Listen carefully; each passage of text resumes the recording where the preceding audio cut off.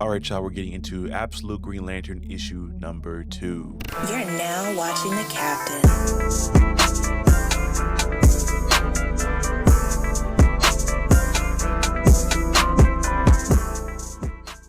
I have been looking forward to this issue for a very long time. For people that watched the first video that I did covering issue number 1, you know that there's a lot of interesting things they're doing here in regards to kind of revamping the Green Lantern mythos. So far, it seems like that things are going to be incredibly different because we are seeing a lack of rings being shown. And obviously, a lot of the characters that we are accustomed to seeing are slightly different. Sojourner Mullen is doing her thing in this as we would normally expect. John Stewart gets a normal, interesting look as you would normally expect, but there are characters like Guy Gardner that gets a little bit of a fresh update or a fresh take on not just his appearance, but maybe more about how he operates in general, because this guy seems a lot more calm. But getting into the beginning of the book, it starts speaking to this white ring that I have come to assume is the Black Hand that Hal has, but it's telling Sojourner Mullen to be without fear. You exist at the green level of light. You must have knowledge of yourself to command the flame. You must be without fear, entirely without fear. And see, this differs from what we're normally accustomed to seeing in regards to Green Lanterns. I feel like we're used to seeing the emotional spectrum in regards to the powers that we see from the Green Lanterns, red, yellow, indigo, etc., etc. This seems like it's going to be a hard focus on the green level of light.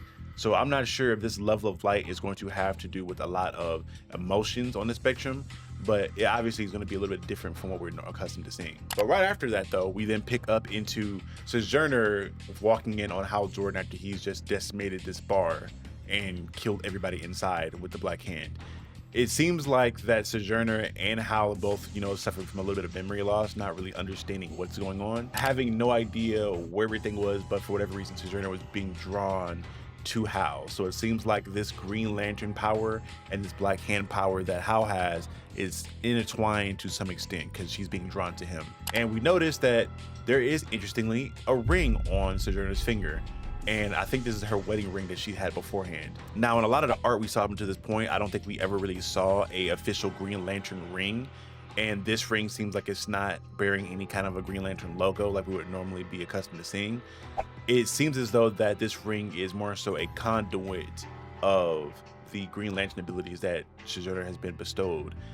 So I'm interested to see if this is going to be a thing going forward to where Green Lanterns could have any ring or any item, and this green power can be bestowed into that thing as like a conduit, because maybe she can't fully control this Green Lantern ability or the Green Lantern powers that are in this world. Because it seems like from looking at the art here that Sojourner is almost like cracking at the seams. Like she has too much power inside of her that is like trying to jump to get out. And I don't know if it's just the art style or if that is intentional in regards to making it look like that, where she seems kind of unstable, but I'm excited to see more of what that has to offer. Moving forward, we finally get the official name of this power. It is indeed the Black Hand, which I guessed it was from the last issue, but we also get a little bit of information in regards to understanding how it works. He tells us that if this power thinks that he's in danger or that he feels threatened, then he can't hold back the defense mechanism that it has. He kind of feels like it's similar to this dark star. More interestingly, he swears that he's been trying to hold back the powers of this Black Hand and trying to stop it from thrashing out at other people. But he says, and this is the probably key line to really look into, that he guesses willpower is what makes this thing work. We still don't know the rules here. Remember what happened to John. Now, this is very important for the biggest reason being that in the Green Lantern mythos, we're used to willpower being the strongest determining factor in a Green Lantern's ability to operate within this emotional spectrum of the Green Lantern. And Hal Jordan being obviously historically one of the best Green Lanterns, we're used to seeing that Hal has a enormous amount of willpower, which is what makes him such a strong Green Lantern outside of his creativity. So him having this ability to where his willpower is kind of null and void, it makes me really interested to see how this Black Hand is going to work going forward. Is it some kind of like all-consuming thing where it needs to consume light, or I don't know.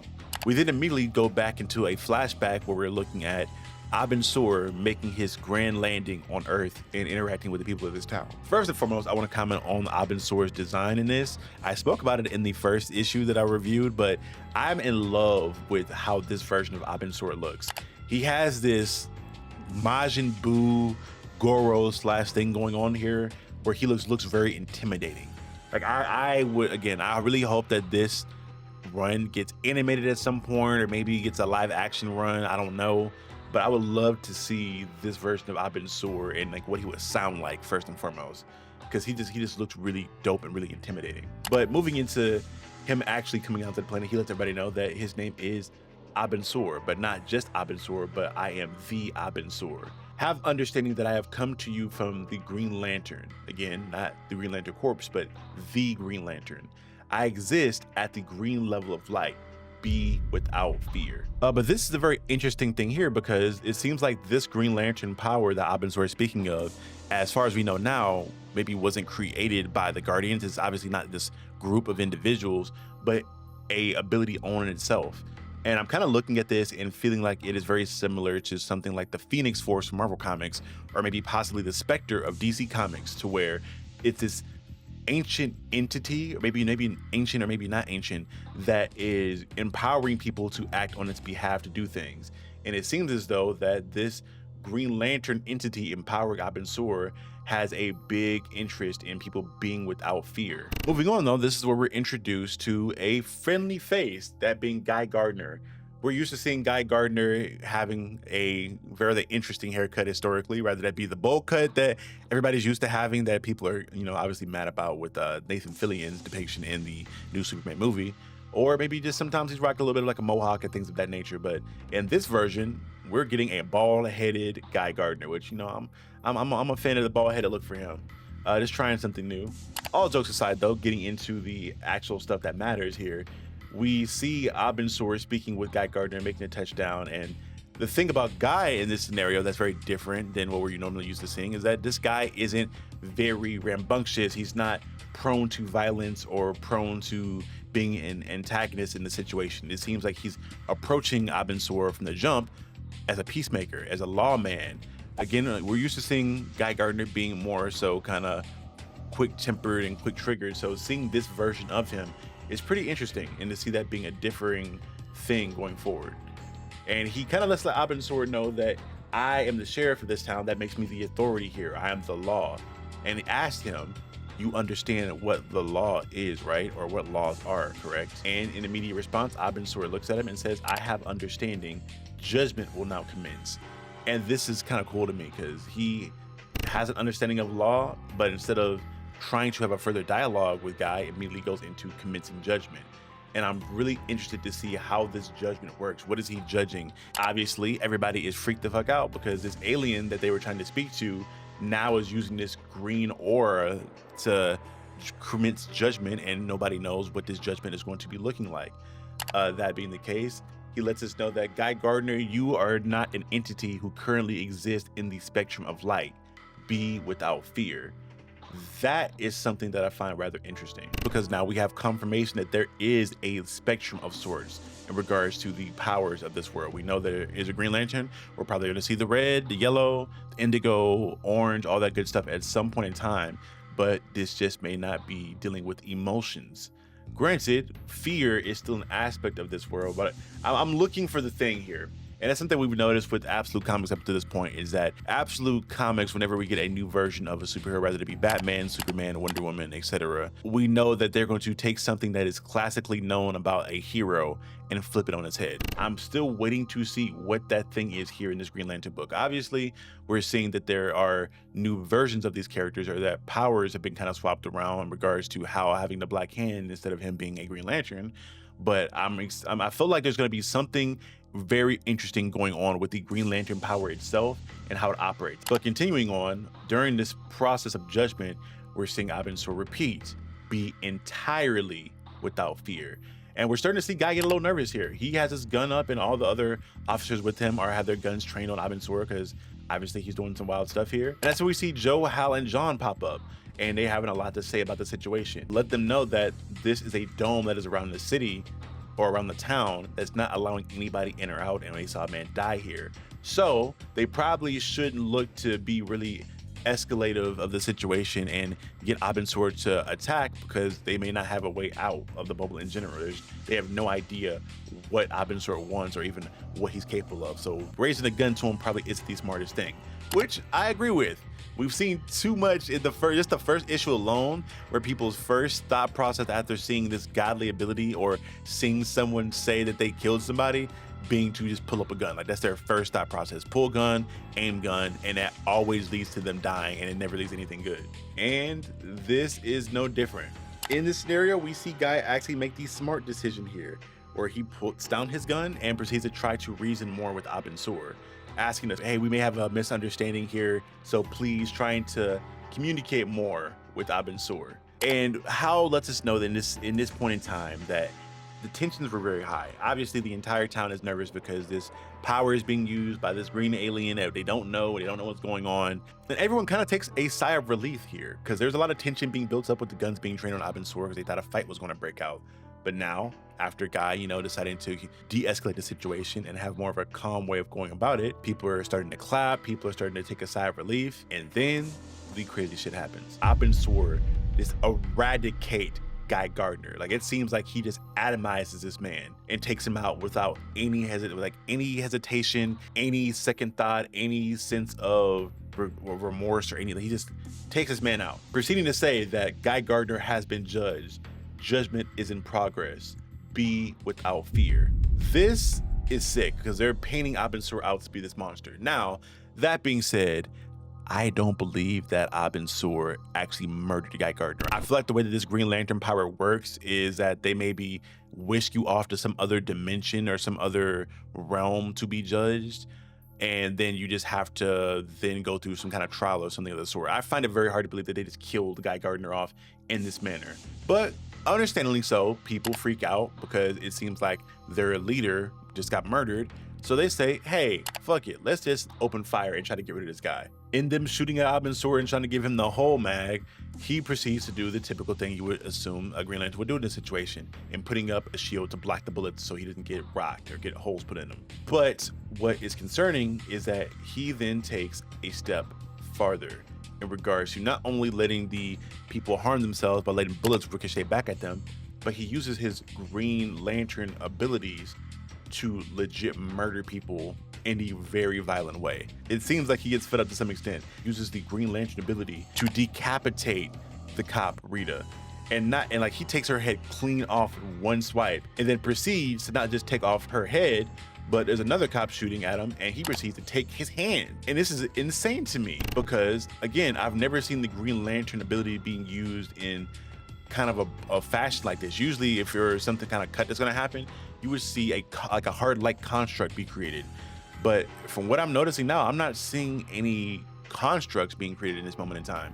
The only construct that I've sort of seen is in the first issue with the massive Green Lantern construct that was sitting in the middle of the city. But for the most part, we've only seen Abensur use his abilities in creating this dome and creating like somewhat of a shield type of thing. We haven't seen a lot of creativity being used in the usage of the Green Lantern ability. So I'm curious, is this something that's going to come into play a lot more in the future with Sojourner using the abilities? Obviously, her being an architect in this version of the Absolute Green Lantern verse. After all that horror movie shit, we then see Hal Jordan act in a way that you would expect Hal Jordan to act. He immediately jumps into action with no fear and picks up the gun that was left behind from Rita and points that gun at Abensur. Abensur then looks at Hal and says, judgment is in progress. So it seems like everybody is stepping up. He's evaluating to see if they're worthy of the Green Lantern power, maybe, or worthy to live, I don't know. But while Hal is being judged, we then see John Stewart finally jump into the mix. Y'all already know how I get down about my guy John. John does the logical thing here and jumps in front of Hal, lets him know, hey, we just watched a bunch of other cops try to shoot this thing, and it didn't go very well. They were murdered, they died.